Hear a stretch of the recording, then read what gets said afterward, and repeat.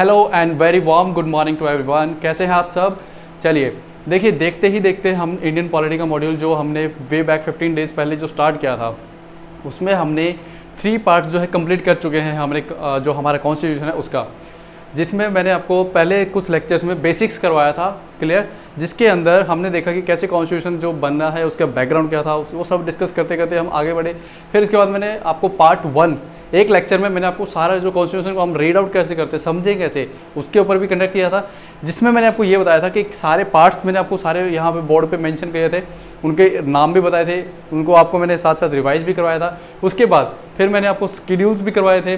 अब उसके बाद हमने जो स्टार्ट किया था अपना लेक्चर, जो कि पार्ट के अकॉर्डिंग, पार्ट 1 जिसमें मैंने आपको यूनियन और उसकी टेरिटरीज बताई थी, पार्ट 2 जिसमें मैंने आपको सिटीजनशिप के बारे में बताया गया, जो अभी हमने लास्ट कुछ डेज पहले ही किया है। उसके बाद फिर मैंने एक आपका पार्ट 4A जो कि पहले करवा दिया, जो है आपका फंडामेंटल ड्यूटीज़। ये एक छोटा टॉपिक था इसलिए मैंने इसको पहले करवा दिया।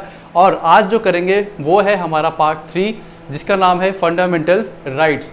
ये जो टॉपिक रहेगा बच्चों काफ़ी इंपॉर्टेंट है, not for the exam point of view, आपकी लाइफ से भी काफ़ी इंपॉर्टेंट है। क्योंकि देखिए, अगर आप इस देश के नागरिक हैं और इस देश में रहना चाहते हैं, तो आपको जो संविधान में अधिकार मिले हैं उसकी नॉलेज होना बहुत ज़रूरी है। नहीं तो क्या होगा कि कोई भी, जैसे होता है ना कि जैसे पुलिस वाले आते हैं, वो आपको टॉर्चर करते हैं कि भाई या आपने ये गुनाह किया, चलो आ जाओ। बट आपको जब तक आपके अधिकार ही नहीं पता होंगे तो आप कैसे अपने आप को डिफेंड करेंगे? क्लियर? तो आपके कॉन्स्टिट्यूशन में जो, यानी कि नॉट आपका, हमारे सबका जो संविधान है, उसमें जो हमारे संविधान निर्माताओं ने, कॉन्स्टिट्यूशन मेकर्स ने जो राइट्स दिए हमें, वो जब तक हमें नहीं पता होगा तो हम नहीं जानते कि हम कैसे अपने आप को बचाएं। ठीक है?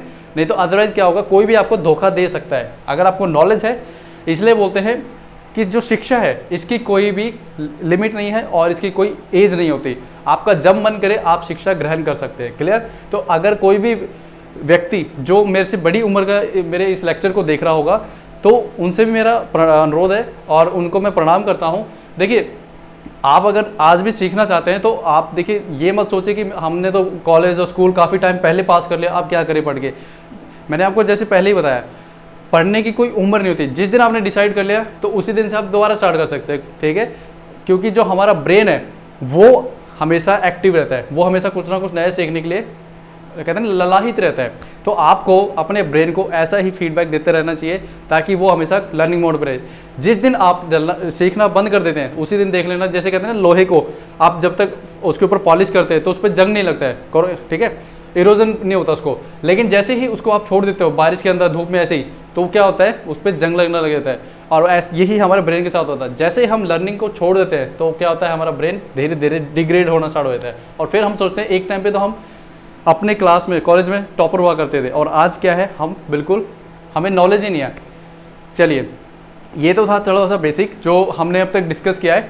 चलिए अब देखिए, आज मुझे काफ़ी खुशी हो रही है कि कुछ बच्चों ने जो लास्ट हमने जो लेक्चर कंडक्ट करवाया था, जिसका नाम था सिटीजनशिप, उससे रिलेटेड उन्होंने मेल्स में कुछ क्वेश्चंस पूछे हमसे।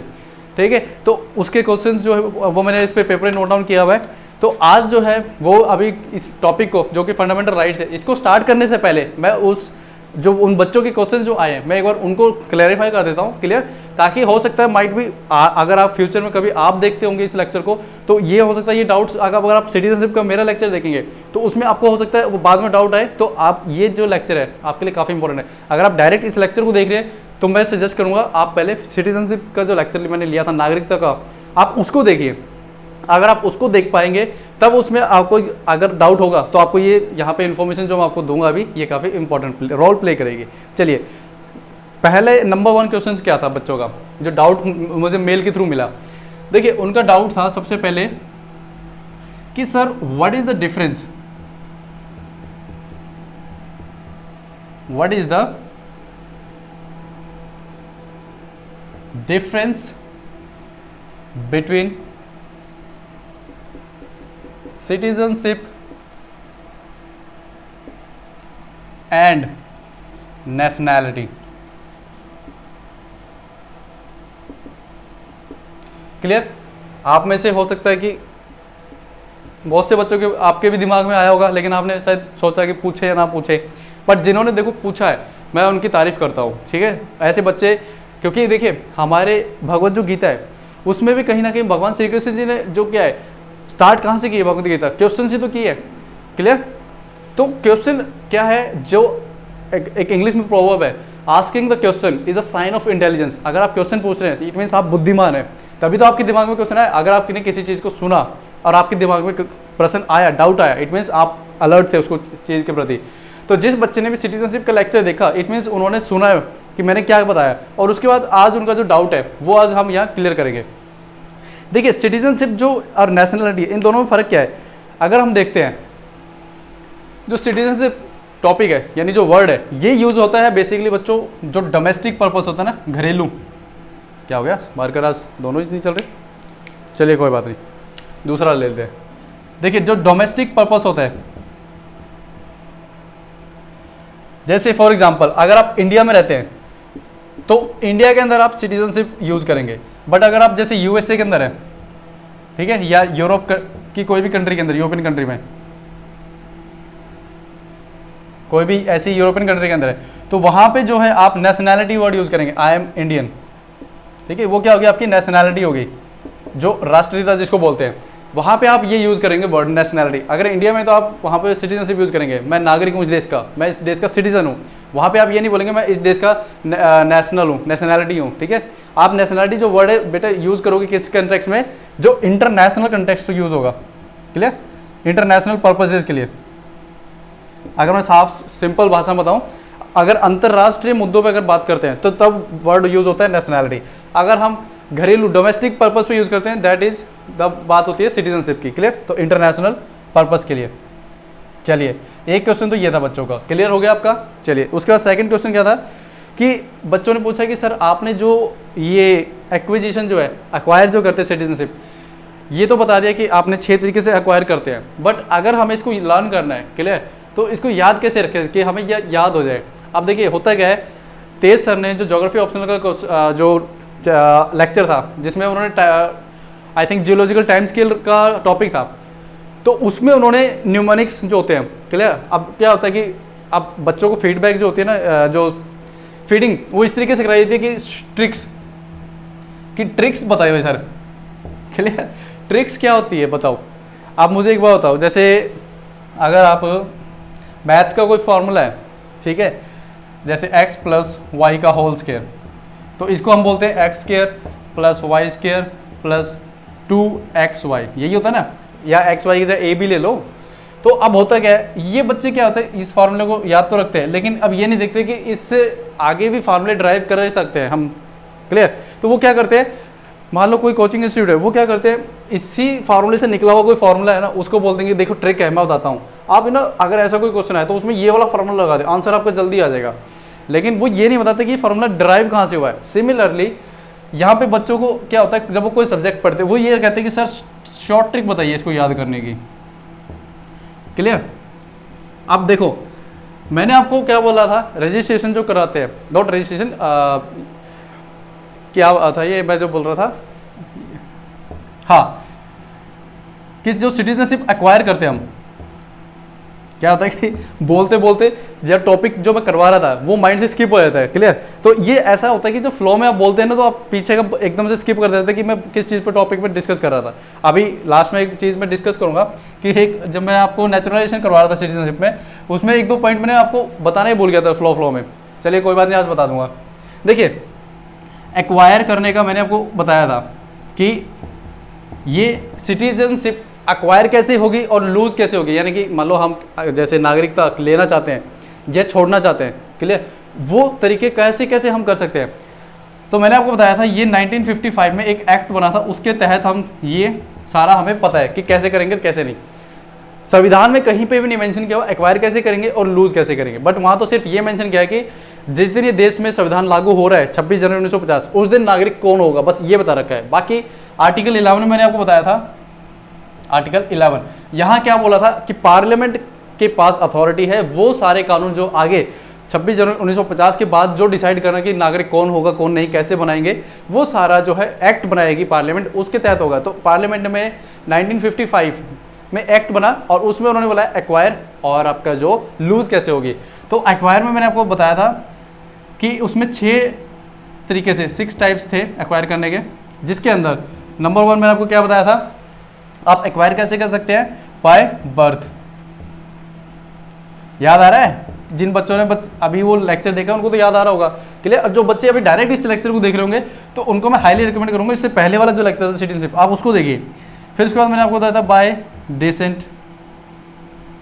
फिर थर्ड मैंने आपको बताया था by birth, bye decent, bye registration, ठीक है। फोर्थ मैंने आपको बताया था बाय नेचुरलाइजेशन, फिफ्थ मैंने आपको बताया था बाय असम अकॉर्ड, और सिक्स्थ मैंने आपको क्या बताया था बाय एक्वायरिंग फॉरेन टेरिटरीज। मान लो इंडिया ने किसी दूसरे देश की जो टेरिटरीज है वो अपने अंदर मिला ली, clear, by treaty, by war, कुछ भी हो सकता है। तो ये 6 तरीके बताए थे। अब बच्चे कह रहे हैं कि सर अगर हमें इसको याद रखना है तो याद कैसे रखें?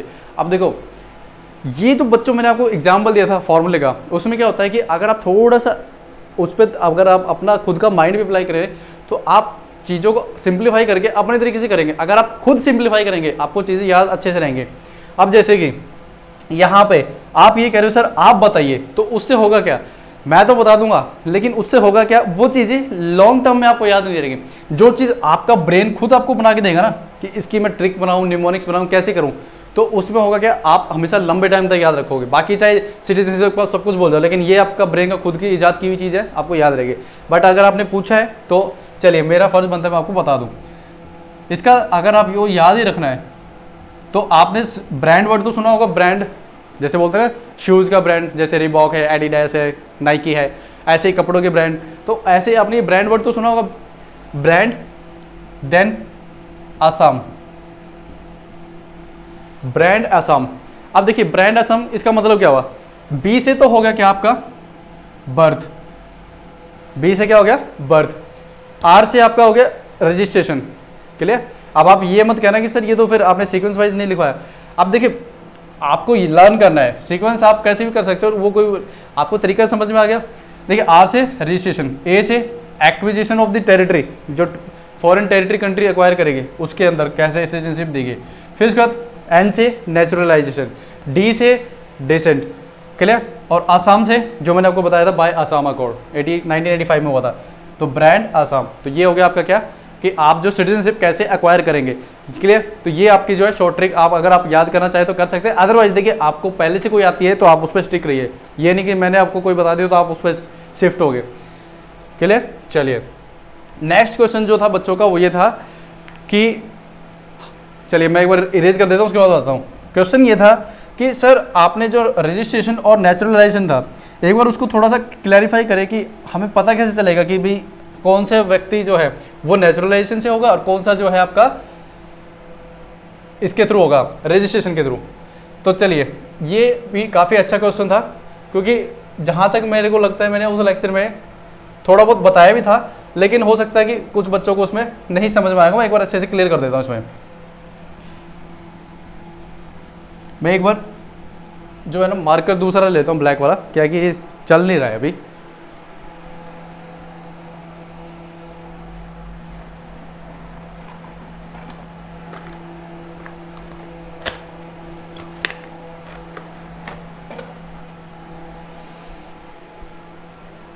चलिए ब्रांड न्यू मार्कर लेके आ गया। हाँ नेक्स्ट क्वेश्चन था कि how we come to know about, किसके बारे में, कि रजिस्ट्रेशन एंड नेचुरलाइजेशन।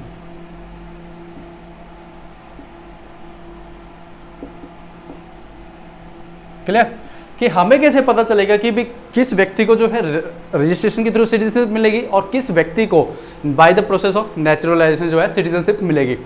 तो देखिए इसमें अगर मैं थोड़ा सा डिफ्रेंशिएट करने के लिए आपको यहाँ पे लाइन ड्रॉ कर देता हूँ। एक तरफ तो मैं लिखता हूँ रजिस्ट्रेशन, रजिस्ट्रेशन, क्लियर, और एक तरफ मैं लिख रहा हूँ बाय प्रोसेस ऑफ नेचुरलाइजेशन।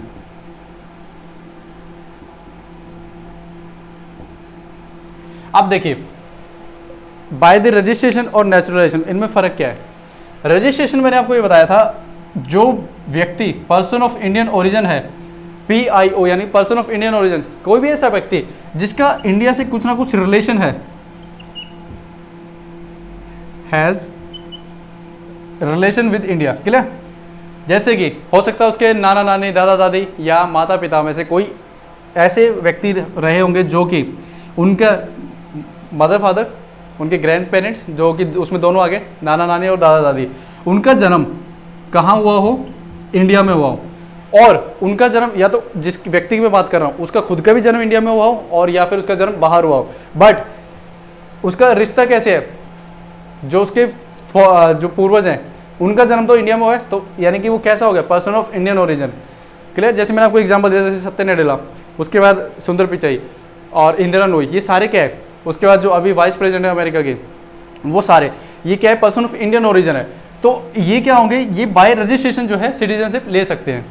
उसके बाद नेचुरलाइजेशन में मैंने आपको क्या बताया था, और इसमें एक टाइम पीरियड बताया था, आपका टाइम पीरियड इसमें होगा 7 ईयर्स का, कि 7 साल जो है आप पहले इंडिया में एज ए ऑर्डिनरी रेजिडेंट रहना पड़ेगा आपको, तब जाके बाय रजिस्ट्रेशन आप करवा सकते हो। कंडीशन ये है इसमें कि आपको इंडिया से कुछ ना कुछ आपका रिलेशन होना चाहिए, इसलिए यानी कि पर्सन ऑफ इंडियन ओरिजिन होना चाहिए आप। ओके, नेचुरलाइजेशन में आपको ये बताया था कि इसमें प्योरली आप क्या होने चाहिए, प्योरली फॉरेनर होने चाहिए, प्योरली फॉरेनर होने चाहिए। यहाँ पे प्योरली फॉरेनर नहीं, यहाँ पे आप इंडियन होने चाहिए, यानी कि आपका बेसिक से आपका जन्म इंडिया में ना हो, लेकिन आपके माता पिता तो इंडिया से बिलोंग करते हैं या आपके दादा दादी करते थे, तो वो उसके तहत आपको क्या है, बाय रजिस्ट्रेशन आपको सिटीजनशिप मिल जाएगी।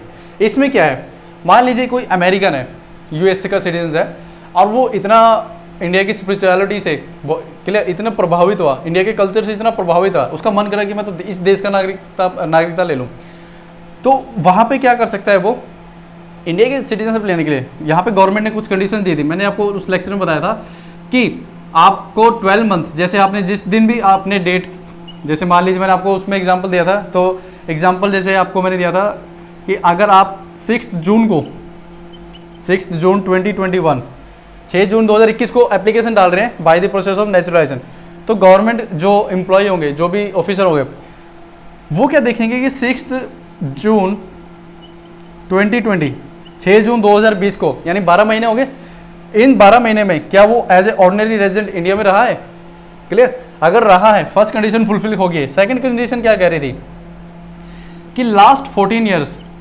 अगर वो 2021 में कर रहे हैं तो लास्ट 14 ईयर्स कब हो जाएंगे, 2007 में हो जाएगा ना, तो 2007 से लेकर के लास्ट 14 ईयर्स में, लास्ट 14 ईयर्स के अंदर से 11 ईयर्स इंडिया के अंदर रहा है या नहीं रहा है टोटल, क्लियर। कंटिन्यू रहना चाहिए, ऐसा नहीं कि 11 साल के अंदर कुछ महीने कम है, नहीं, कंप्लीट 11 साल जो है इंडिया के अंदर रहा है या नहीं रहा है। अगर रहा है, सेकंड कंडीशन फुलफिल, देन वो नेचुरलाइजेशन जो है वो फॉरेनर आपका ले सकता है इंडियन सिटीजनशिप। ये है मैंने बताया था। इसमें 1-2 पॉइंट जो मैं बताना भूल गया था। दूसरा ये था कि गवर्नमेंट ये देखेगी जो भी व्यक्ति अप्लाई कर रहा है क्या उसका कैरेक्टर सही है। मान लीजिए अगर वो यूएस का सिटीजन है तो यूएस की गवर्नमेंट से भी कंफर्म करेगी इसका जो कैरेक्टर कैसा है। ऐसा तो नहीं कि वो कोई गैंगस्टर से बिलोंग करता हो, क्लियर, या कोई हो सकता है ड्रग माफिया से बिलोंग करता हो, ऐसा तो नहीं है, कैरेक्टर सही होना चाहिए। दूसरा 8th शेड्यूल के अंदर, हमारे कॉन्स्टिट्यूशन के अंदर 8th जो 8वीं अनुसूची है उसमें 22 भाषाएं दी गई हैं। उन 22 भाषाओं में से किसी एक लैंग्वेज के अंदर आपकी अच्छी पकड़ होनी चाहिए। जो भी व्यक्ति फॉरेनर है वो इंडिया की सिटीजनशिप लेना चाहता है तो उसमें कंडीशन ये दी गई है कि आपको 8वीं अनुसूची में जो 22 भाषा है उनमें से किसी एक की अच्छी नॉलेज होनी चाहिए, तब जो है आप एलिजिबल हो जाएंगे, क्लियर। तो ये था हमारा लास्ट जो टॉपिक था उसके लिए। तो यहाँ पे जो है क्वेश्चंस कंप्लीट हो गए और जो पॉइंट मैंने मिस किए थे लास्ट लेक्चर में वो भी मैं आपको क्लियर कर चुका हूँ। तो आज जो है अभी हमारा जो है लेक्चर स्टार्ट होता है, क्लियर। आपके हो सकता है 20 मिनट्स जो है डिस्कशन में प्रीवियस लेक्चर में निकल गए हैं, बट कोई बात नहीं। देखिए डिस्कशन और जो क्वेश्चंस हैं ये जब तक अगर हम नहीं करते हैं, मैं अगर सिर्फ पढ़ाता चलूँ और आगे बढ़ता जाऊँ, वो क्या है, वो ना तो मेरे लिए सही है और ना आपके लिए सही है। क्योंकि अगर आपने क्वेश्चन नहीं पूछे और मैं पढ़ाता गया तो मुझे भी कहीं ना कहीं सेटिस्फैक्शन नहीं होगी, मुझे लगेगा कि कहीं ना कहीं मेरे पढ़ाने के तरीके में भी कहीं कमी है, क्लियर। अगर आप क्वेश्चन पूछ रहे हैं तो इट मीन्स मेरे को खुशी ये होगी कि हाँ जो मैं पढ़ा रहा हूँ बच्चों को कहीं ना कहीं समझ में भी आ रहा है और डाउट है तो पूछ रहे हैं। तो जैसे अभी ये सिटीजनशिप के अंदर जो मैंने लेक्चर किया था उससे बच्चों ने चाहे कैसे भी पूछा हो, मेल करके पूछा हो, ठीक है। अगर आप कमेंट में पूछना चाहते हैं पूछ सकते हैं, क्लियर। ये कहीं पे भी मैंने कहीं नहीं कहा कि आप जो है कमेंट में मत पूछिए। ऑब्वियस है, आपके पास मेल है, मेल पे भी पूछ सकते हैं, कमेंट थ्रेड भी आपके लिए ओपन है, आप कमेंट में भी पूछ सकते हैं, क्लियर। अब ये मत सोचा करो कि मैं कमेंट में डालूंगा तो बाकी बच्चे क्या कहेंगे कि देख इसको ये भी नहीं पता। आप बाकियों की जो टेंशन है उसको मत लीजिए कि यार वो क्या सोचेंगे, क्लियर। आपको आगे बढ़ना है, आपको कुछ सीखना है, तो आप जो है अपने कंटिन्यू जो है सीखते चलिए। ये छोड़ दीजिए कि कल को अगर कुछ बन गया तो कोई मेरे जो पुराने कमेंट है उसको निकाल के क्या बोलेगा, क्लियर। देखिए हर कोई, याद रखना, कोई परफेक्ट नहीं है, इवन मैं भी परफेक्ट नहीं हूँ, ओके। और जो मेरे से भी जो मेरे सीनियर टीचर मेरे गुरु रहे हैं वो भी परफेक्ट नहीं है, क्लियर। हम एज ए ह्यूमन बीइंग गलतियाँ करते हैं, तो आप गलतियों को एक्सेप्ट कीजिए और आगे बढ़िए, कोई बात नहीं। चलिए आज का जो टॉपिक है वो है हमारा फंडामेंटल राइट्स। देखिए फंडामेंटल राइट्स क्या है, बेसिकली ये जो कंसेप्ट है ये आया कहाँ से है। फंडामेंटल राइट जो कंसेप्ट है, जिसको हम हिंदी में बोलते हैं मौलिक अधिकार या मूल अधिकार, ये जो कंसेप्ट है बच्चों, ये मॉडर्न कंसेप्ट है, कोई एंशिएंट कंसेप्ट नहीं है। ऐसा नहीं कि प्राचीन समय से चलता रहा, नहीं, ये मॉडर्न कंसेप्ट है और ये आया है वेस्टर्न जो कंट्रीज हैं, क्लियर, वहाँ से। वेस्टर्न कंट्रीज जब मैं बोलता हूँ तो उसका मतलब होता है जैसे European countries, American, north American जो कॉन्टिनेंट की कंट्रीज हैं वो सारे आपके वेस्टर्न कंट्रीज में आते हैं। तो ये कंसेप्ट वहाँ से आया है। हुआ क्या कि पहले क्या होता था कि पहले कोई राइट्स वगैरह नहीं होते थे, सिर्फ अथॉरिटेरियन स्टेट होता था, क्लियर। ये आप चाहे यूरोपियन हिस्ट्री उठा लीजिए, चाहे आप एशियन आप अथॉरिटी उठा लीजिए, वहाँ पे क्या होता था, किंग होता था, वही रूल करता था और वहाँ पे प्रजा का कोई अधिकार नहीं होता था कि किंग से क्वेश्चन करे ऐसे वैसे। तो यहाँ से क्या होता था कि फिर धीरे धीरे क्या हुआ, वर्ल्ड वॉर स्टार्ट हुए, वर्ल्ड वॉर 1 हुआ, वर्ल्ड वॉर 2 हुआ। वहाँ पे देखा कि लोगों की जाने का जो जान है उसकी कोई परवाह ही नहीं थी, क्लियर, यानी उनकी कोई वैल्यू नहीं थी। बीइंग अ ह्यूमन बीइंग, हमारे अगर मेरा कोई जैसे एज ए इंसान में जन्म लेता हूँ तो मेरी कुछ वैल्यूज़ तो होगी ना नेचर के अंदर। तो वर्ल्ड वॉर 2 से पहले ऐसा कुछ नहीं था, क्लियर। वहाँ पे क्या होता था, वॉर होती थी, व्यक्ति मारे जाते थे, ठीक है। तो यहाँ से जो कंसेप्ट आता है वो आता है राइट्स का। यहाँ पे आपका कंसेप्ट आता है ह्यूमन राइट्स का।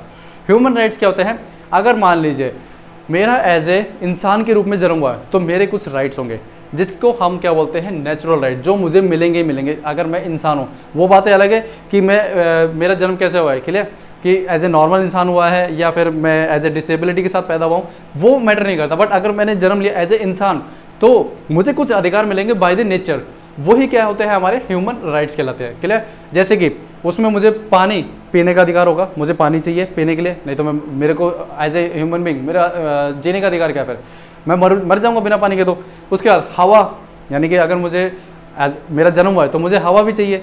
तो ये क्या है, हमें जो नेचर से मिलते हैं उनको हम बोलते हैं नेचुरल राइट्स, और इनको हमने आगे क्या बना दिया, ह्यूमन राइट्स, कि ये बेसिक ह्यूमन राइट्स है जो सबको मिलेंगे ही मिलेंगे, बेयर मिनिमम।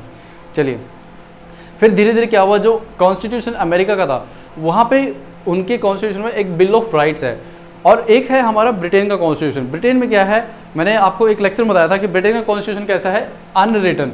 अनरिटन का मतलब ये नहीं है कि जैसे कुछ बच्चों को जो डाउट ही रहता है कि कोई पीस ऑफ पेपर पे कुछ लिखा ही नहीं उनका, ठीक है, मनगढ़ंत चल रहा है उनका, ऐसा नहीं है बच्चों।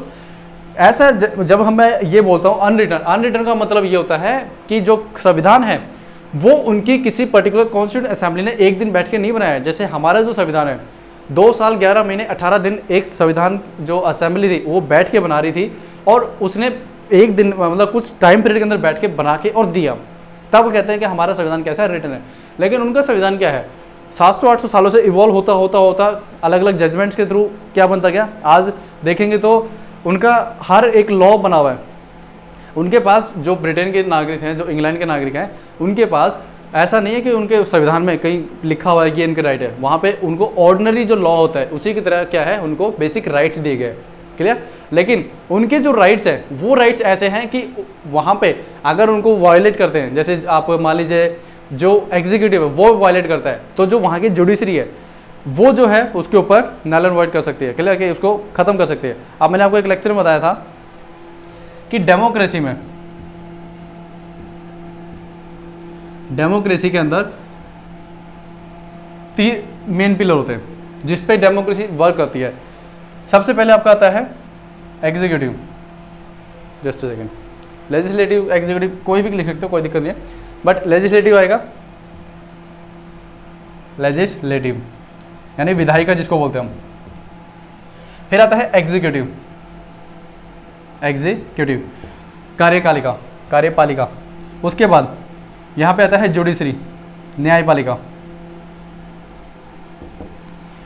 Legislative, executive, judiciary. अब देखिए ब्रिटेन के अंदर क्या है, जो मान लो वहाँ पे सिटीजन है, अब वहाँ पे उनके कोई ऐसा तो है नहीं कोडिफाई राइट्स लिखे हुए, क्लियर, ऐसा कोई पीस ऑफ पेपर तो है नहीं जिसपे उनके सारे राइट्स इकट्ठे किए हुए, जैसे हमारे कॉन्स्टिट्यूशन में फंडामेंटल राइट्स के नाम से सारे राइट्स इकट्ठे किए हुए हैं, लेकिन उनके कॉन्स्टिट्यूशन में ऐसा नहीं है, क्योंकि एक तो अनरिटन है। अनरिटन क्या है, कहीं पे वहाँ की असेंबली एक साथ नहीं बैठी एक दिन में, 1 साल 2 साल बीतते गए, ठीक है। वहाँ की जुडिशरी ने कोई, जैसे मान लो कोई केस आया, उस केस के अंदर ये बताया कि नहीं ये लोगों का अधिकार है और आप इसको छीन नहीं सकते, तो वहाँ से क्या उनका एक नया राइट निकल गया। तो ऐसे जो है उनके राइट चलते रहते हैं, और वो राइट्स कहाँ से आते हैं उनको, ऑर्डिनरी लॉ से।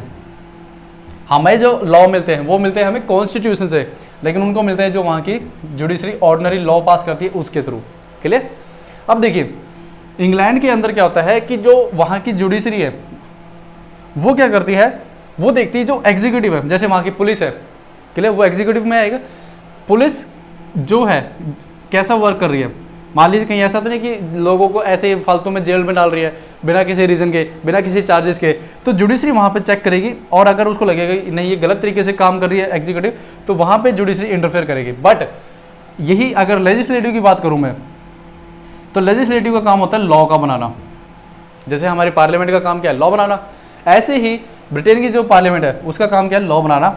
लेकिन यहाँ पे जो जुडिशरी है इसका ये काम नहीं है कि वो इसके लॉ को रीड आउट करे और इसको नल एंड वॉइड करे। कहने का मतलब ये है कि वहाँ पे कौन सुप्रीम है, वहाँ की पार्लियामेंट ब्रिटेन के अंदर। लेकिन बात करता हूँ मैं यूएसए की, यानी कि United states of America. America में क्या है, अगेन यही तीनों, वहाँ पे डेमोक्रेसी है तो तीनों ये फंक्शंस करेंगे, लेकिन वहाँ की जुडिशरी जो है वो सुप्रीम है, क्लियर। इन केस एग्जीक्यूटिव ने कुछ भी फंक्शन यानी कोई भी कदम उठाया तो जुडिशरी इसके काम को भी नल एंड वॉइड कर देगी, यानी खत्म कर देगी। दूसरा लेजिस्लेटिव, जो जहाँ पे उनको क्या बोलते हैं, जैसे हमारे यहाँ पार्लियामेंट बोलते हैं, तो यूएसए में उसको क्या बोलते हैं, कांग्रेस, क्लियर। वहाँ पे भी क्या है, 2 हाउसेस होते हैं, अपर हाउस को क्या बोलते हैं और लोअर हाउस को क्या बोलते हैं। लोअर हाउस को बोलते हैं हाउस ऑफ रिप्रेजेंटेटिव और अपर हाउस को बोलते हैं हाउस ऑफ रिपब्लिकन्स।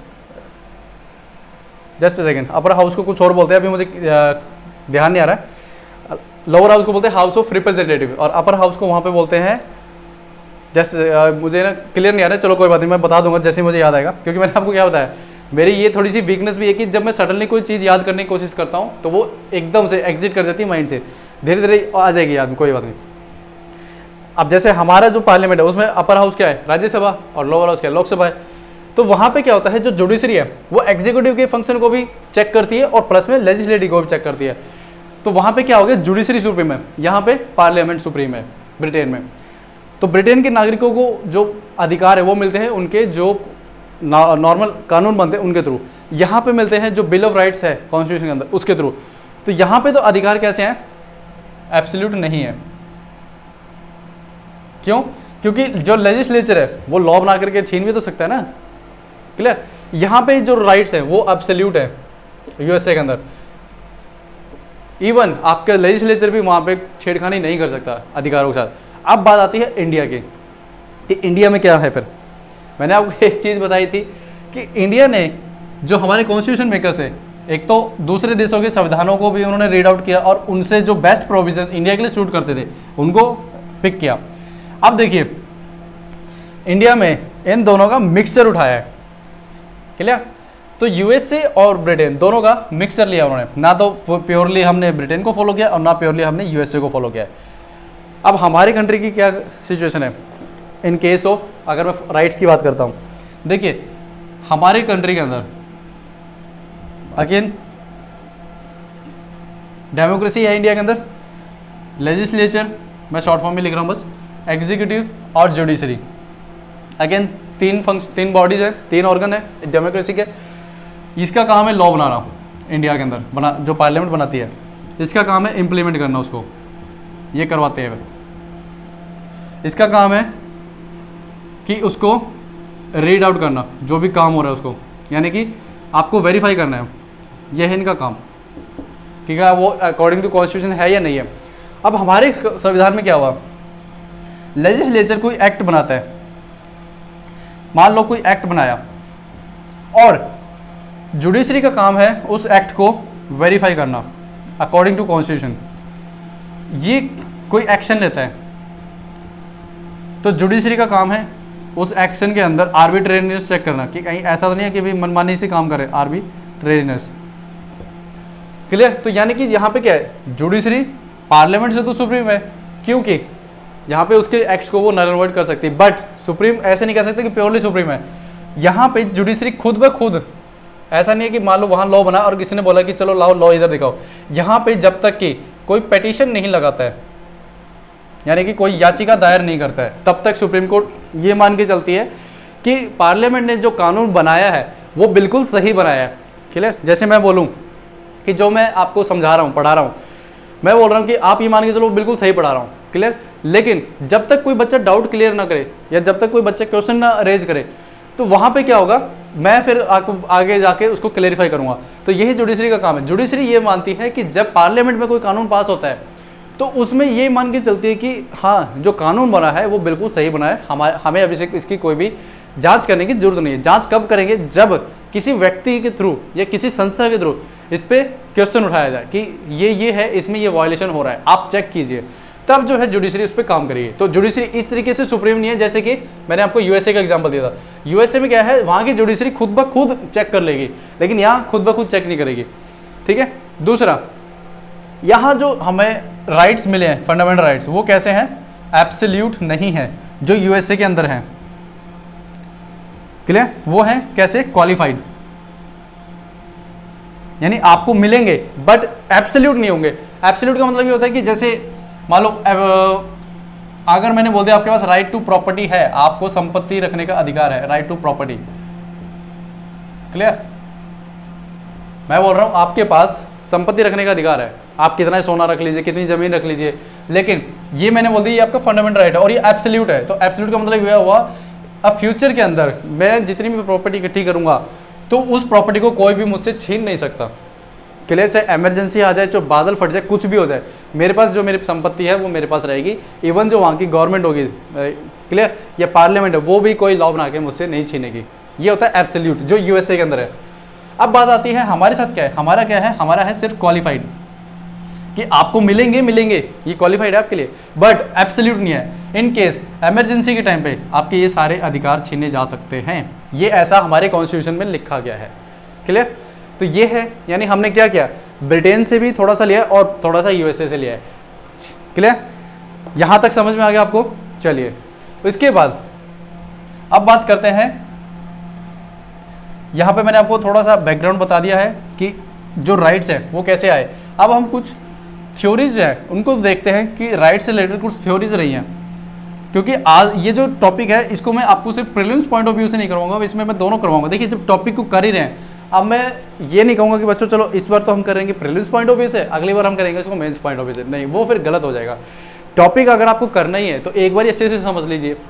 अब ये नहीं कि इस बार मैं आपको सिर्फ सारी फैक्चुअल नॉलेज करवा रहा हूँ, अगले में मैं सारी थ्योरेटिकल करवा रहा हूँ। उसमें क्या होगा, जो भी बच्चा पर्टिकुलर उस लेक्चर को देखेगा, मान लो अगर मैं यहाँ पे सिर्फ बोलूँ देखिए ये फंडामेंटल राइट है, इतने हैं, उसमें ये आता है, ठीक है, करवा दिए, चलो जी फंडामेंटल राइट हो गया।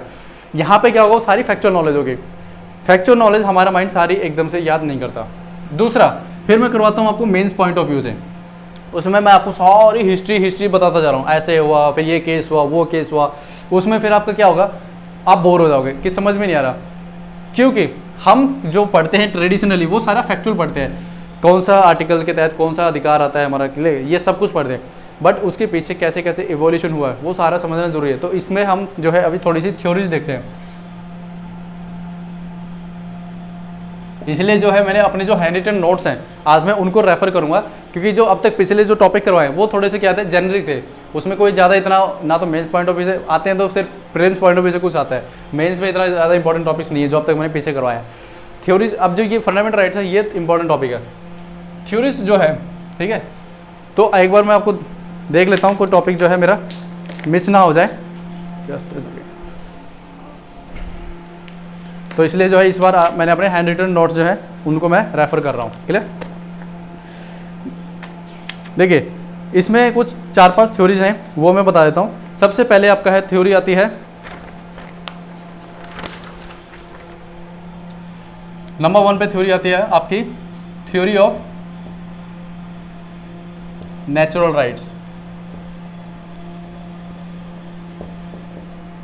Theory of natural rights. Second number पे जो थ्योरी है वो आपकी आती है theory of legal rights.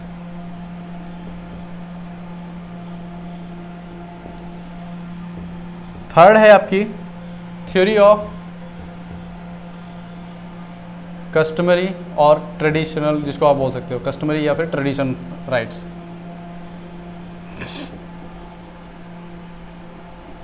Fourth आती है आपकी theory of human rights.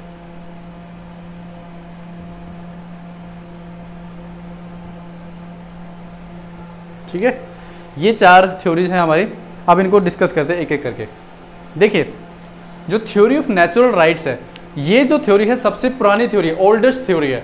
Clear? इसमें क्या बोला गया है, जैसे मैंने आपको लेक्चर के स्टार्टिंग में एग्जांपल दिया था, इसमें ये बोला गया है कि हमें जो राइट्स नेचर के द्वारा मिला है एज ए ह्यूमन बीइंग, वो हमारे क्या है नेचुरल राइट्स होंगे। जैसे हवा है, पानी है, मिट्टी है, ये सारे क्या है हमें नेचर से मिले। और मुझे, अगर मैं इंसान के रूप में अगर जन्म ले रहा हूँ, तो मुझे सांस लेने का अधिकार होना चाहिए। मुझे पानी, विदाउट पानी के मैं जिंदा नहीं रह सकता एक दिन भी। तो क्या है, ये मेरे कैसे हैं नेचुरल राइट्स है, जो कि आगे चल के यही क्या बन जाते हैं, हमारे ह्यूमन राइट्स बन जाते हैं। उसके बाद थ्योरी ऑफ लीगल राइट्स। इसमें क्या होता है, जो स्टेट होता है यानी जो देश है, वो क्या करता है, कानून बना करके पार्लियामेंट से वो हमें कुछ राइट्स देता है, उसको हम बोलते हैं लीगल राइट्स। फिर आता है कस्टमरी और ट्रेडिशन राइट्स, जो जिसे हम हिंदी में बोलते हैं रीति रिवाज। देखिए, कुछ राइट्स ऐसे होते हैं जो हमारे पूर्वजों से मिले हुए हैं। जैसे कि आज हम होली के टाइम पे होली का दहन करते हैं, तो ये ऐसा तो नहीं है कि हमने ईजाद किया है, नो। उसके बाद जैसे दीपावली पे लक्ष्मी पूजन करते हैं, ये भी क्या है, ट्रेडिशन ही है। उसके बाद जैसे जो ईद आती है, उस पर हम क्या करते हैं, हम अपना ट्रेडिशन जो फॉलो करते हैं उसको उसी हिसाब से ईद मनाते हैं। ठीक है, ओके। तो अब इसमें क्या हुआ, यहाँ पे जो ट्रेडिशन चलता है, ये हमारे एंसेस्टर्स ने जैसे स्टार्ट किया था, क्लियर? वहाँ से हमने जो हमें राइट्स मिले कि अगर हम दीपावली पे लक्ष्मी पूजन करते हैं तो वो हम करेंगे ही करेंगे, क्लियर? वो हमारा राइट्स है। इसमें क्या है, गवर्नमेंट इंटरफेयर नहीं करेगी, क्लियर? या कोई एग्जीक्यूटिव जो है, पुलिस या फिर जो जुडिशरी से कोई भी आके ये नहीं बोलेगा नहीं कल से आप जो लक्ष्मी पूजन नहीं करेंगे दीपावली, वो ऐसी पाबंदी नहीं लगा सकते। तो ऐसे राइट्स जो हमें मिले उनको बोलते हैं कस्टमरी और tradition rights.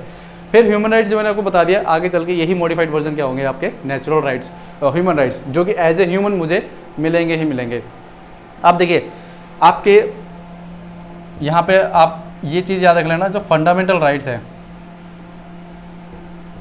Fundamental rights and मतलब और नेचुरल राइट्स,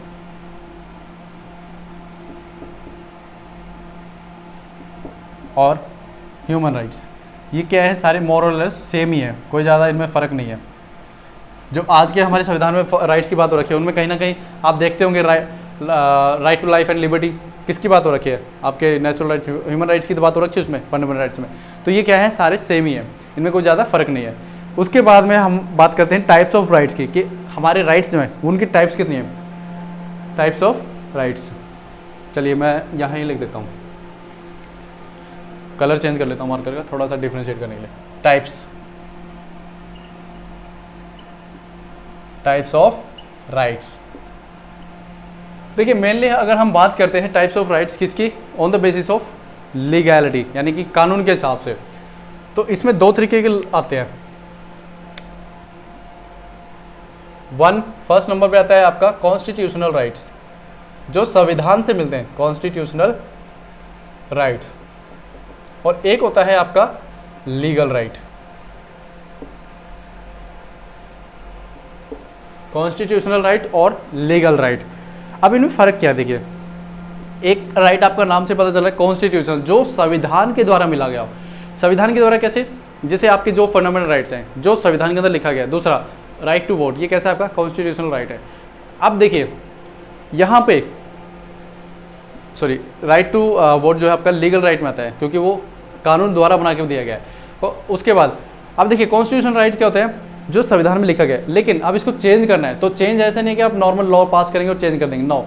कॉन्स्टिट्यूशनल राइट को पास करने के लिए आपको क्या करना पड़ेगा, संविधान के अंदर संशोधन करना पड़ेगा, यानी अमेंडमेंट करना पड़ेगा। अब अमेंडमेंट का रिलेटेड जो भी टॉपिक है मैंने सारा आपको जो है एक प्रीवियस लेक्चर में कवर करा दिया था। अगर किसी बच्चे ने वो टॉपिक नहीं देखा है तो आप उसको देख सकते हैं। उसमें मैंने आपको सारी डिटेल में बताई थी कैसे कैसे कौन सी मेजोरिटी लगती है वहाँ पे, ठीक है। तो कॉन्स्टिट्यूशन के अंदर आपको डिपेंड करेगा अमेंडमेंट आर्टिकल 368 के तहत होगा या नॉर्मल दूसरे तरीके से, बट उसमें आपको कॉन्स्टिट्यूशन को अमेंड जरूर करना पड़ेगा अगर इन राइट्स के अंदर कुछ छेड़खानी करते हैं। फिर आता है लीगल राइट।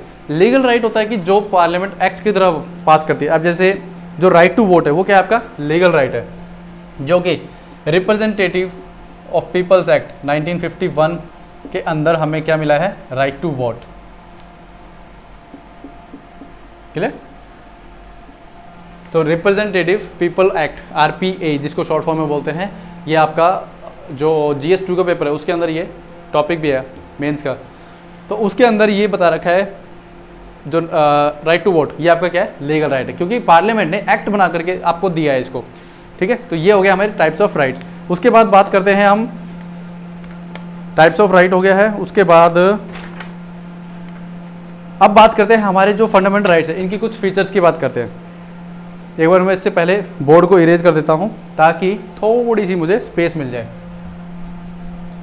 देखिए फीचर्स जो हैं हमारे, जैसे मैंने आपको पूरे कॉन्स्टिट्यूशन के अंदर भी फीचर्स करवाए थे, जिसमें 10 से 12 पॉइंट मैंने आपको बताए थे कि हमारे जो संविधान है इसके फीचर्स क्या है। सबसे लेंथीएस्ट रिटर्न है, ठीक है, याद आ रहा है आपको?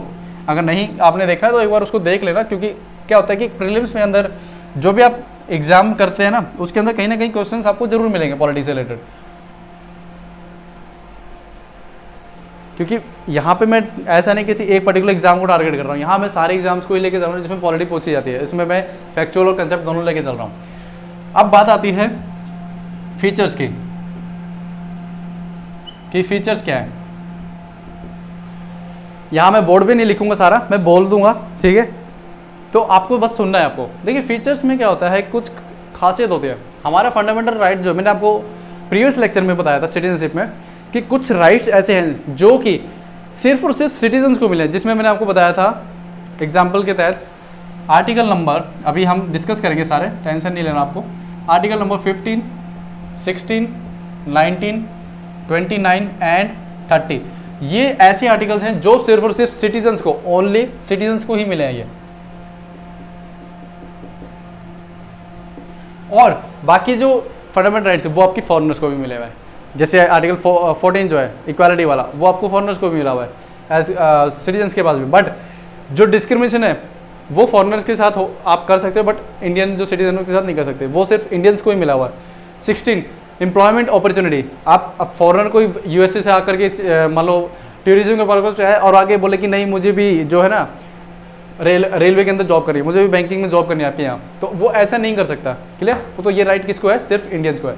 19 अब कोई भी फॉरेनर आकर के ये बोले मुझे तो right to freedom of speech है, एक्सप्रेशन है, मैं असेंबली कर सकता हूँ, तो ऐसा नहीं है। पता चले वो बाहर से आया घूमने के लिए और इंडिया में जो उपद्रव मचा के चला गया, तो इसलिए ये जो आर्टिकल्स हैं जो सिटीजन्स को मिले बट फॉरेनर्स को नहीं मिले, तो ये फीचर है हमारा। उसके बाद जो मैंने आपको बताया कि कुछ राइट जो है आपके सारे एब्सोल्यूट नहीं है बट क्वालिफाइड है, जो मैंने आपको भी थोड़ी देर पहले एक्सप्लेन किया था। एब्सोल्यूट का मतलब होता है कि आप उसको छेड़खानी नहीं कर सकते, जैसे हैं वो वैसे ही रहेंगे। बट क्वालिफाइड में होगा, आपको मिलेंगे सारे, बट टाइम पड़ने पे पार्लियामेंट जो है उसको स्नैच कर सकती है। क्लियर? उसके बाद जो हमारे आर्म फोर्सेस के मेंबर होते हैं, जैसे पैरामिलिट्री फोर्सेस हो गए, आर्मी, नेवी, डिफेंस और पुलिस फोर्सेस हो गई स्टेट की, इनके जो मेंबर होते हैं, इनके जो फंडामेंटल राइट्स हैं, उनको फंडामेंटल राइट्स जो जब वो ड्यूटी पे होंगे उस टाइम उनको वो फंडामेंटल राइट्स नहीं मिलेंगे, और पार्लियामेंट चाहे तो उनके सारे फंडामेंटल राइट्स जो उस टाइम कर्टेल कर सकती है। ये एक तो फीचर है। दूसरा, किसी भी एरिया में अगर मार्शल लॉ लगा हुआ, मार्शल लॉ होता है मिलिट्री रूल, जैसे आपका नॉर्थ ईस्ट के अंदर नागालैंड हो गया, अरुणाचल प्रदेश हो गया, यहाँ पे मोस्टली टाइम मार्शल लॉ लगा ही रहता है। क्लियर? जैसे AFSPA, arm forces special security act, तो ये क्या होता है, इसमें आर्मी जो है ना वो लॉ एंड ऑर्डर की सिचुएशन देखती है ना कि पुलिस। अब वहाँ पे क्या होता है, वहाँ की जो सिटीजन है वहाँ पे भी उनके जो फंडामेंटल राइट्स है उनको रेस्ट्रिक्ट किया जा सकता है। और ऐसे ही जैसे जब नेशनल इमरजेंसी लगती है, क्लियर, उस टाइम भी हमारे जो फंडामेंटल राइट है वो रेस्ट्रिक्टेड हो सकते हैं, एक्सेप्ट जो आर्टिकल नंबर 20 एंड 21 को छोड़ के बाकी जितने भी आर्टिकल बचे फंडामेंटल राइट्स के, वो सारे आपके जो हैं उस टाइम स्नैच किए जा सकते हैं इन केस ऑफ इमरजेंसी। बता रहा हूँ मैं, नेशनल इमरजेंसी। क्लियर? इसमें आगे जब हम इमरजेंसी करेंगे या फिर इसी चैप्टर के अंदर मैं आपको बता दूंगा कि कौन से आर्टिकल के तहत कौन सी इमरजेंसी लगती है के लिए, सारा कुछ इसमें अब हम डिस्कस करेंगे। उसके बाद फिर आता है कि जो भी हमारा ये जो फंडामेंटल राइट्स हैं, ये जो है कुछ तो पॉजिटिव है नेचर में और कुछ क्या है नेगेटिव है। अब देखिए बच्चों, एक चीज़ आपको याद रखनी है, जब मैं पॉलिटी के अंदर स्पेलिंग ही गलत लिख दिया, पॉलिटी के अंदर जब मैं बोलता हूँ पॉजिटिव एंड नेगेटिव, तो यहाँ पे आपको मैथमेटिक्स नहीं लेके आना अपने माइंड में, क्लियर, कि पॉजिटिव मतलब प्लस और negative means minus. No, positive कुछ राइट्स ऐसे हैं जो पॉजिटिव इम्पैक्ट डालते हैं गवर्नेंस के ऊपर, कुछ है नेगेटिव इम्पैक्ट डालते हैं। अब ये नेगेटिव पॉजिटिव का कंसेप्ट क्या है, याद रखना पॉलिटिकल कॉन्टेक्स्ट में जहाँ मैं बोलूँ कि they are positive in nature, positive in nature, तो इसका मतलब क्या होता है पॉजिटिव इन नेचर, इसका मतलब ये होता है कि ये जो राइट्स हैं ये गवर्नमेंट को कुछ करने के लिए अलाउ करते हैं, यहाँ पे ये रेस्ट्रिक्ट करते हैं गवर्नमेंट को काम करने से, यानी पाबंदियां लगाते हैं। जैसे कि मैं ये कहता हूँ कि गवर्नमेंट डिस्क्रिमिनेट नहीं करेगी on the basis of religion, caste, sex, place of birth, तो ये क्या हो गया नेगेटिव इन नेचर, रेस्ट्रिक्शन हो गया। लेकिन अगर मैं यहाँ पे बोलूँ कि गवर्नमेंट जो है छुआछूत जो होती है, अनटचेबिलिटी, उसको खत्म करने के लिए क्या करेगी, कुछ कानून बनाएगी, तो ये क्या हो गया पॉजिटिव, यानी कि मैं है मेरा फंडामेंटल राइट आर्टिकल 17 के तहत, लेकिन मैं गवर्नमेंट को अलाउ करता हूँ कि आप जो है कानून बनाइए इसको खत्म करने के लिए, तो ये क्या होगा पॉजिटिव इन नेचर जो फंडामेंटल राइट है। बट कुछ ऐसे हैं जैसे आप एम्प्लॉयमेंट के अंदर भेदभाव नहीं करेंगे, यानी सबको बराबरी का हिस्सा देंगे, तो ये क्या हो गया नेगेटिव, यानी कि गवर्नमेंट को आप रेस्ट्रिक्ट कर रहे हैं यहाँ पे, क्लियर। आ गया समझ में आपको यहाँ पे पॉजिटिव और नेचर नेगेटिव नेचर क्या है। अगर नहीं है आपको कोई भी डाउट है तो आप, मैंने आपको बताया ना, जैसे अभी कुछ बच्चों ने पूछा था तो आप पूछ सकते हैं, कोई बात नहीं है। बट मेरा मेन मकसद ये कि जो मैं आपको पढ़ाऊँ वो क्लियर होना चाहिए। ऐसा ना हो कि आप एक ही टॉपिक के लिए ना 10 जगह सर्च करें और फिर ना आपको 10 से जगह हर जगह ना फिर समझ में कहीं पे भी ना आए। एक जगह से पढ़िए, अच्छे से समझें और उसके बाद खुद के हैंड रिटन नोट्स बनाइए और उन्हीं को रिवाइज करें। यही होता है आज के टाइम में पढ़ाई का मेन, जो कहते हैं ना थंब रूल, ठीक है। थंब रूल होता है ना हर चीज़ का कि what is the thumb rule of success, तो सक्सेस का कोई थंब रूल नहीं है। सक्सेस का थंब रूल है कि पहले आपको ये पता नहीं सक्सेस आप मानते किसको, कि क्या आप जब करोड़पति हो जाए उसको सक्सेसफुल मानेंगे या जब आपको बस 2 टाइम का खाना मिलता है आप उसको सक्सेसफुल मानेंगे, ठीक है। तो सबसे पहले आपका थंब रूल ये होना चाहिए कि आप सक्सेस किसको बोलते हैं। दूसरा, आप ये देखो कि आपको पढ़ना कैसे है, ठीक है। आपको 10 सोर्सेज से रेफर करके पढ़ोगे या एक से ही करोगे। मेरा ये कहना है एक से करोगे तो आपको सक्सेस जल्दी मिलेगी, क्लियर, आप पास जल्दी हो जाएगा एग्जाम में। अदरवाइज तो क्या है, फिर एग्जाम में ना तो उधर का काम आएगा ना इधर का, आपका जो माइंड है वो आपको कंफ्यूज जरूर करेगा। चलिए, ये हो गया कुछ जो इंपॉर्टेंट फीचर्स थे हमने डिस्कस कर लिया। अब हम बात करेंगे हमारे कॉन्स्टिट्यूशन के पर्सपेक्टिव से। एक बार मैं आपको बोर्ड को बाद में अरेंज करूँगा, पहले मैं आपको दिखा देता हूँ आपकी स्क्रीन के ऊपर हिंदी और इंग्लिश में दोनों कि जो हमारा कॉन्स्टिट्यूशन है इसकी जो कॉपी है इसको दिखा देता हूँ एक बार। देखिए क्या अभी आपको दिख रहा है, ये मैं देख लेता हूँ एक बार। हाँ, आ गया है इंग्लिश में। देखिए इसके अंदर पार्ट 3 ये है हमारा, जब मैंने आपको इंट्रोडक्शन कराया था उसमें बताया था फंडामेंटल राइट्स। फर्स्ट लिखा हुआ है जनरल, यानी कि आमतौर पे जो हम कहते हैं ना कि फंडामेंटल राइट्स स्टार्ट होने से पहले कुछ जनरल बताओ। आर्टिकल 12 जो है वो बोलता है डेफिनेशन। डेफिनेशन किसकी वो भी हम देखेंगे जब हम पर्टिकुलर इस आर्टिकल को भी स्टार्ट करेंगे। फिर कहता है आर्टिकल 13, इसमें क्या कह रहे हैं कि आपका जो लॉ है inconsistent with derogation of fundamental right, आप किसको लॉ मानेंगे, ठीक है। फिर आता है right to equality 14 to 18, right to freedom 19 से लेके 22 तक, राइट अगेंस्ट एक्सप्लॉयटेशन 23, 24 दो आर्टिकल इसमें, right to freedom of religion इसमें आपका 25 से 28 आ गया, कल्चरल एंड एजुकेशन राइट 29 से लेके 30, उसके बाद saving of certain laws 31 A, B, C, okay. फिर इसके बाद है राइट टू कॉन्स्टिट्यूशन रेमेडी 32, ओके। और ये फिर 35 आपका लास्ट जो है आर्टिकल आया था। अभी मैं जो मेरे हिंदी भाषी भाई बहन हैं उनको और दिखा देता हूँ। क्या होता है कि ना मुझे कई बार खुद लगता है कि ना हम इंडिया में रहते हैं और अपने हिंदी भाषा के जो वो है उस पर इतना ज़्यादा ध्यान नहीं देते हैं। देखिए भाग 3 मूल अधिकार साधारण, जिसमें ये जो बच्चों नंबर आपको दिख रहा है ना, जो हिंदी बच्चे हिंदी मीडियम के बच्चे हैं, ये 12 का मतलब है ये 12-13 यानी कि अनुच्छेद है। ये देखिए ऊपर लिखा हुआ है ना अनुच्छेद, ये अनुच्छेद, इसका मतलब यही है कि 12, 13, 14 ये आपके अनुच्छेद है। तो 12 क्या बोलता है, परिभाषा दी गई है किसकी, वो अभी जब मैं आपको इसका एक्सप्लेनेशन में लेके चलूँगा तब दिखाऊंगा।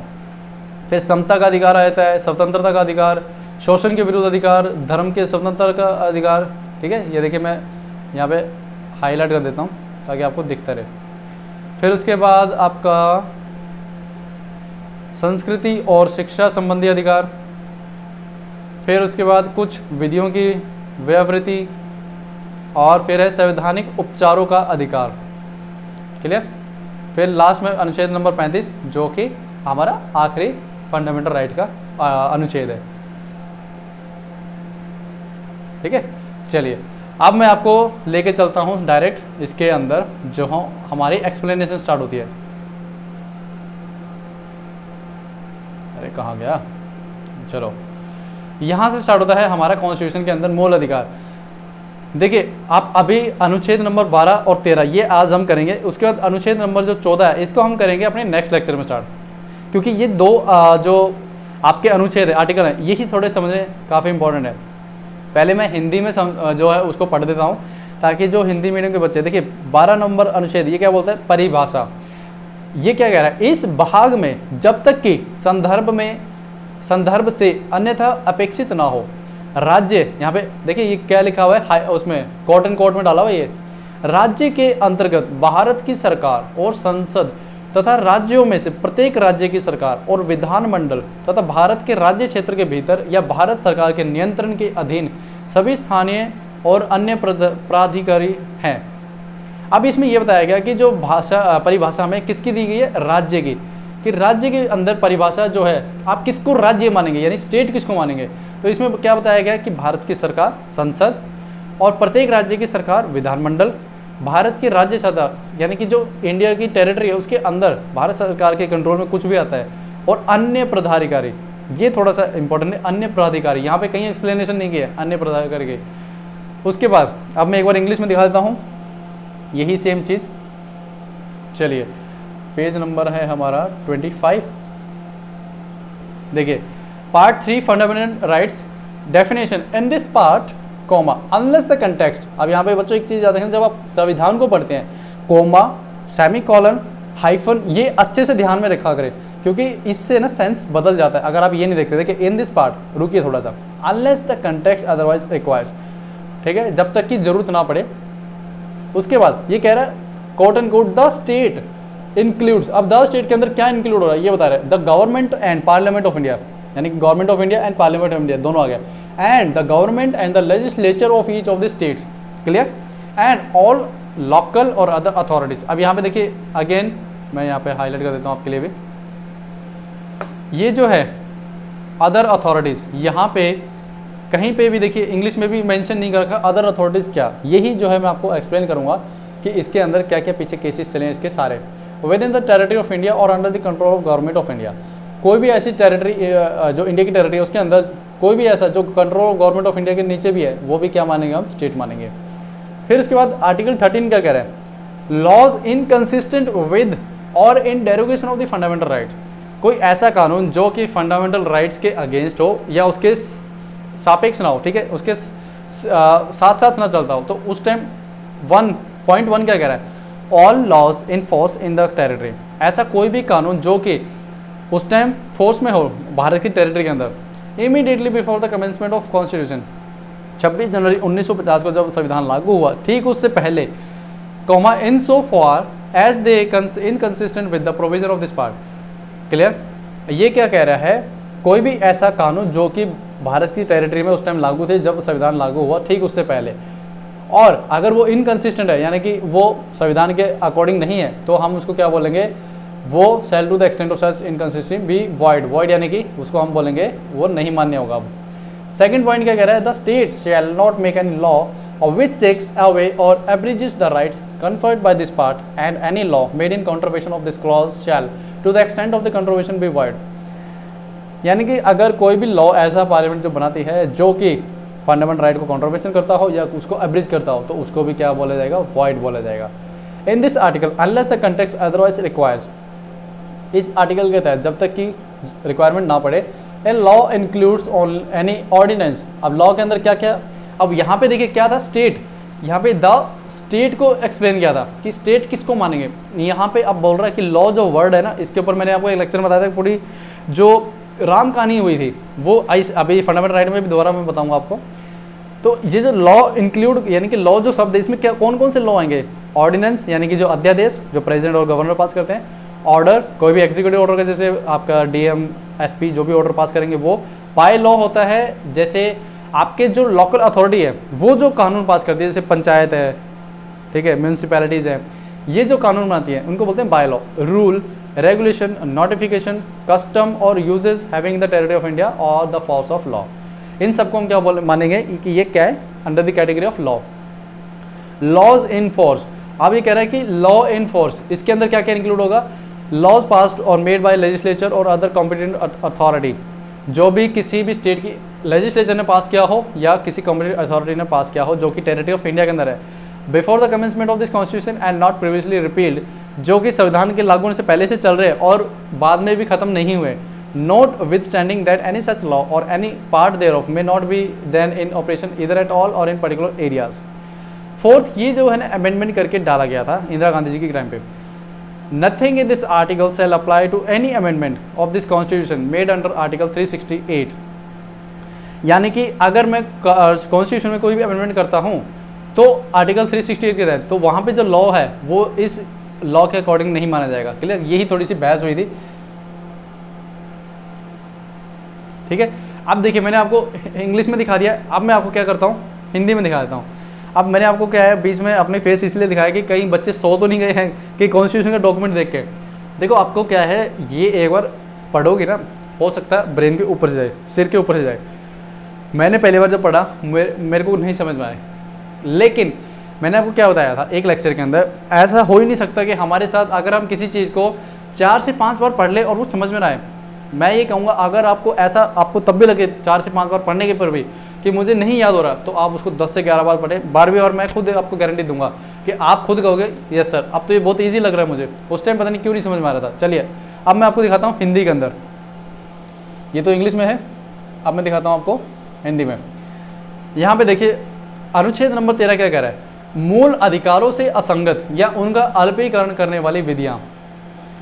नंबर 1, इस संविधान के प्रारंभ से ठीक पहले भारत के राज्य क्षेत्र में प्रवर्त सभी विधियां उस मात्रा तक शून्य होंगी जिस तक वह इस भाग के उपबंधों से असंगत हो। यानी कि कॉन्स्टिट्यूशन के लागू होने से पहले कोई भी कानून जो कि हमारे कॉन्स्टिट्यूशन बनने के बाद उसके साथ तालमेल नहीं बिठा पा रहा, तो ऐसे को क्या हम क्या बोलेंगे कि वो क्या है, सॉरी माइक के ऊपर मैंने हाथ मार दिया था, तो उसको हम बोलेंगे कि ये असंगत है, यानी कि उसको हम शून्य बोलेंगे कि हम नहीं मानते अब उसको, ठीक है। सेकंड कह रहा है राज्य ऐसी कोई विधि नहीं बनाएगा जो इस भाग द्वारा प्रदत्त अधिकारों को छीनती है या न्यून करती है और इस खंड के उल्लंघन में बनाई गई प्रत्येक विधि उल्लंघन की मात्रा तक शून्य होगी।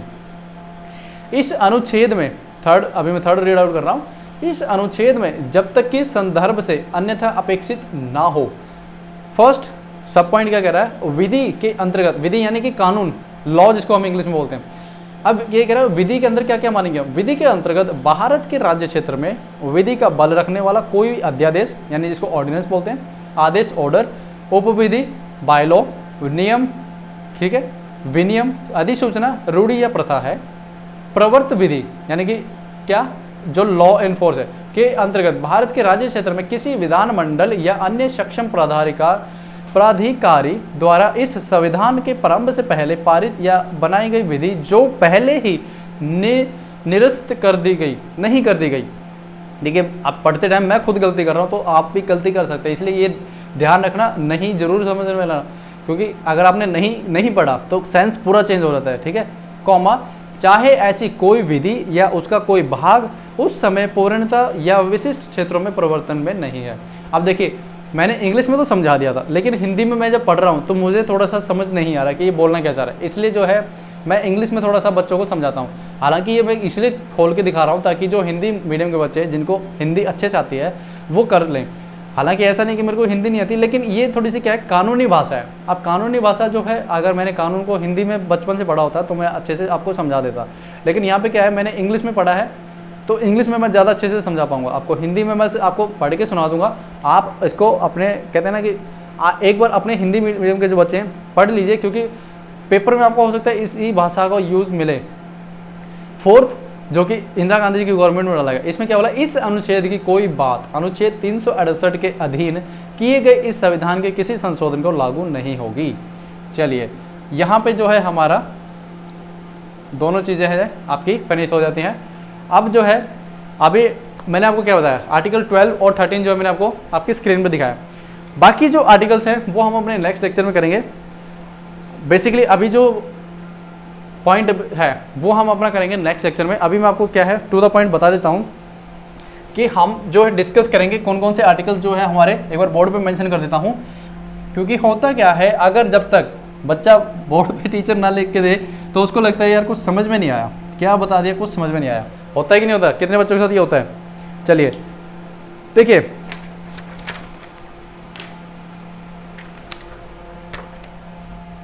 आर्टिकल्स मैंने आपको एक पूरा लेक्चर कंडक्ट करवाया जिसमें मैंने आपको पार्ट्स और शेड्यूल्स कॉन्स्टिट्यूशन के अंदर कैसे कैसे आते हैं वो सारा डिस्कस करवाया था। ठीक है, तो आर्टिकल 12 to 35 किससे डील करते हैं, मैंने आपको बताया था फंडामेंटल राइट से।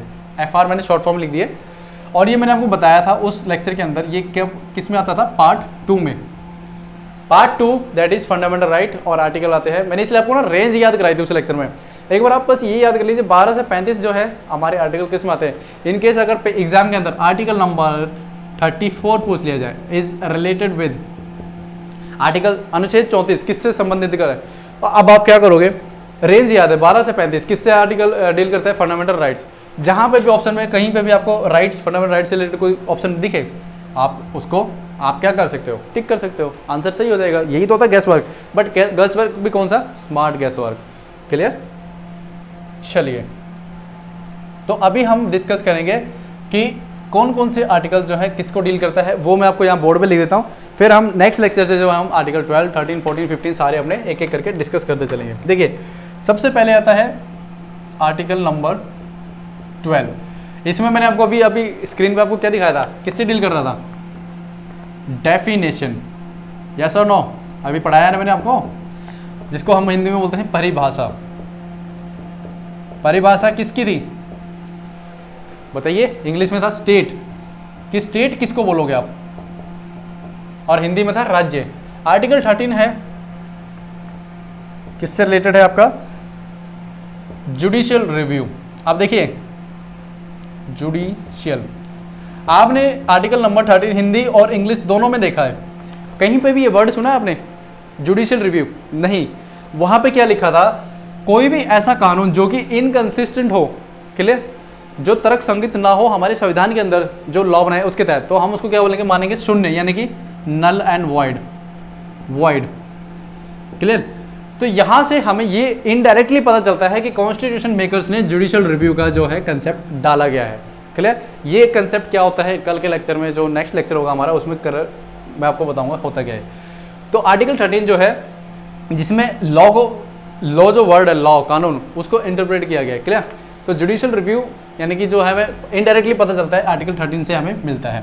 फिर आपका आता है आर्टिकल नंबर, अभी मैं यहाँ पे एक एक आर्टिकल नहीं लिखूंगा सारे 35 तक, अभी आपको देखो 12, 13 हो गया। अब आर्टिकल 14 से 18 मैंने आपको क्या बताया था, किससे डील करता है, right to equality, right to equality. फिर इसके बाद आता है आर्टिकल नंबर 18 हो गया, 19 से 22, ये आपका डील करता है right to various other freedom, right to freedom. चलिए उसके बाद आता है आर्टिकल नंबर 23, 24, क्लियर, 23 एंड 24, ये किससे डील करता है, राइट अगेंस्ट एक्सप्लॉयटेशन, यानी कि शोषण के विरुद्ध अधिकार, राइट अगेंस्ट एक्सप्लॉयटेशन। बोल के लिखेंगे तो स्पेलिंग में भी आपकी गलतियां नहीं होंगी, कुछ बच्चों की स्पेलिंग भी गलतियां हो जाती है, तो बोल के लिखा करो आप। आर्टिकल नंबर 25 से लेकर के 28 ये है राइट नॉट अगेंस्ट मैं आदत से है ना 2 लाइनें लगाने की, क्या है कि हमेशा मैं बच्चों को बोलता हूँ लेकिन खुद गलतियाँ कर देता हूँ।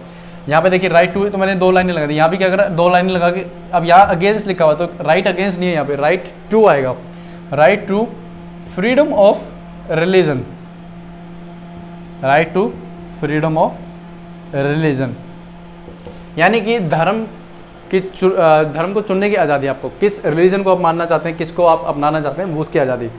फिर आता है आपका आर्टिकल 28 हो गया, 29 और 30, इसमें भी 2 ही आर्टिकल हैं, जैसे इसमें था 23 24 2 ही आर्टिकल, इसमें भी 2 ही आर्टिकल हैं। ये है आपका cultural and educational right, cultural and educational rights. और ये राइट्स किसको मिले हैं? माइनॉरिटीज़ को। क्लियर? अब माइनॉरिटीज़ कौन होते हैं ये भी सारा हम पर्टिकुलर आर्टिकल पाएंगे तब डिस्कस करेंगे। फिर आपका आता है आर्टिकल नंबर 31 जो कि था राइट टू प्रॉपर्टी, बट अब क्या है, ये रिपील हो चुका है, राइट टू प्रॉपर्टी, बट ये अब क्या है, रिपील है।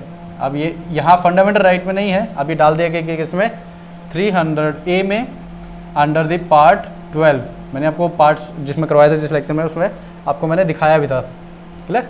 पार्ट 12 के अंदर आर्टिकल नंबर 300A में इसको डाल दिया है और 31 से इसको हटा के।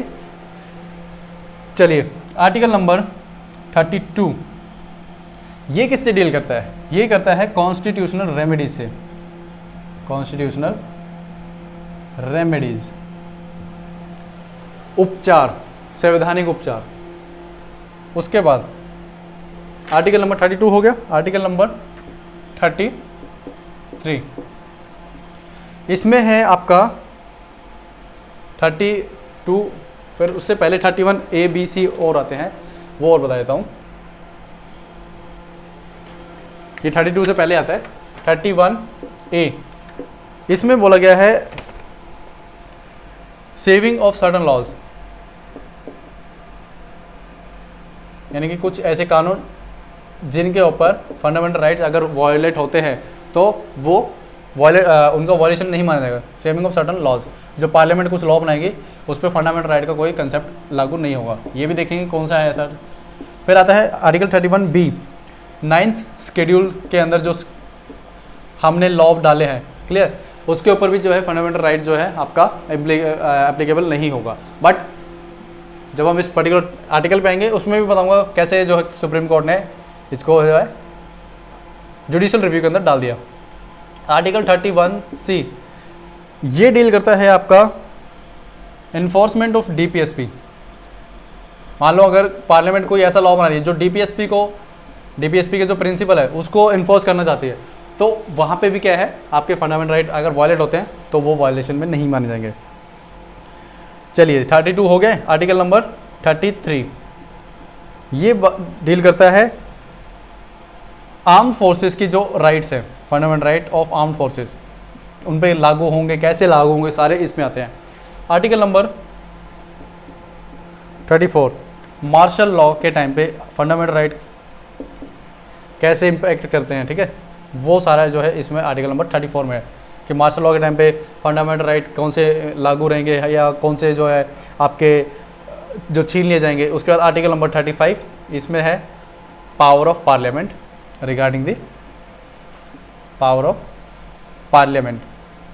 बट यहाँ पे एक चीज़ याद रखना, स्टेट लेजिस्लेचर जो है ना, राज्य की सरकारें जो है, स्टेट जो राज्य की जो विधायिका है, विधानमंडल, उनके पास, स्टेट लेजिस्लेचर के पास पावर नहीं है कि वो आपके फंडामेंटल राइट्स को वायलेट करे या कोई कानून बनाए या कोई फंडामेंटल राइट ऐड करे या रिपील करे। ये पावर किसको दी गई है? अनुच्छेद 35 के तहत सिर्फ और सिर्फ पार्लियामेंट को।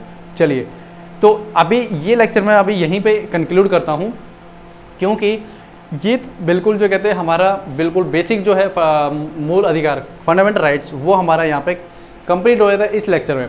अब जो नेक्स्ट लेक्चर रहेगा फंडामेंटल राइट का ही रहेगा, क्योंकि मैंने आपको जो लास्ट लेक्चर कराया था उसमें मैंने बच्चों आपको पहले ही बोल दिया था, ये हम कंडक्ट करेंगे पार्ट्स के अंदर, 4 to 5 लेक्चर्स इसमें हो जाएंगे, बल्कि ज़्यादा ही चले जाएंगे, क्योंकि इनको समझना बहुत ज़रूरी है। क्लियर? अगर मैं सारा चाहूँ तो ये एक ही लेक्चर में सारे फंडामेंटल राइट्स, जैसे नॉर्मल छोटे एग्जाम्स में क्या होते हैं कि आर्टिकल 19 क्या है ये बोलता है, मैं चाहूँ तो वैसे भी करवा सकता हूँ, बट उसमें मुझे सेटिस्फेक्शन नहीं होगी, क्योंकि मेरा ये कहना है कि अगर मैं पढ़ा रहा हूँ, मेहनत कर रहा हूँ, तो इस तरीके से करूँ कि जो बच्चा अगर मेरे से पढ़ रहा होगा तो वो उसको अगर कोई दूसरे सोर्सेज की तरफ ना भागना पड़े कि मेरे को यार ये चीज़ क्लियर नहीं हुई है, एग्जाम में ही आया लेकिन सर ने ये बताया ही नहीं अब तक। क्लियर? तो आप जो है अभी ये बेसिक लेक्चर है, इसको आप आराम से इसको अच्छे से लर्न करिए, समझिए कि इसके पीछे का स्टोरी क्या है। उसके बाद नेक्स्ट लेक्चर जो होगा फंडामेंटल राइट का पार्ट 2, उसमें हम डिस्कस करेंगे आपके आर्टिकल 12, आर्टिकल 13, उसके पीछे की क्या स्टोरी है। इनकेस अगर टाइम हुआ तो हम आर्टिकल जो राइट टू इक्वालिटी आर्टिकल 14 वो भी स्टार्ट कर देंगे। क्लियर? सो आज के लिए इतना ही। Till then happy learning, good bye.